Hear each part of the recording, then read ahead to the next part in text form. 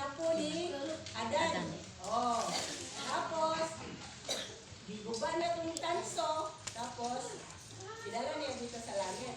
Dan kita karon kay human naman ta gipaagasan og dugo. Human naman niya giguba to yung tanso dito sa impyerno. Pag mamatay ta, diretso na ta sa third heaven.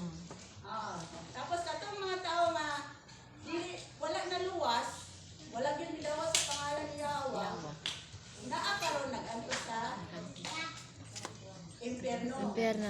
Kanang dili pa na siya final destination yun. Di pa kayo na siya yung final. Pero nag-anto ta sila ron.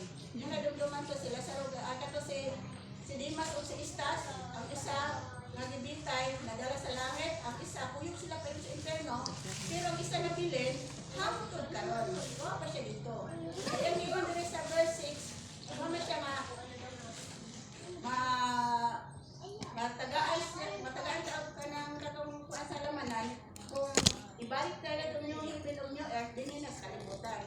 Pero atong soul, ka na sa kanang third heaven, tapos pagbaba sa inyo heaven of God, mana ninyo ang garden of Eden. Ang uban, di man sila magtuog langit, nilalaman daw sila sa kalimutan, ang laki. Ibaba mo kinain niya din, manigod, dito na akong manis, mabot sila tunaw. Mara ko na i-share para nga, di mo malibog na, mana si Ino, ay sa itong anak ni Ino, mga inapo ni Ino, ito, mga isuon niya, ang sadya, naapa sa impyerno. Pero pag ato sa niyawa siya sa impyerno, gikuha niya, so ano sila dito ron. Pag kita po mamatay, dito na po tayo dito. Dili na ka maano sa katong bakal nga di kurang sa demonyo. O kasi si Jesus, mama na siya, principe sa impyerno. Muna siya nagulong dito. Pero kita wala na, nanatay sa gawasan. Ang yatag sa ito ang speaker.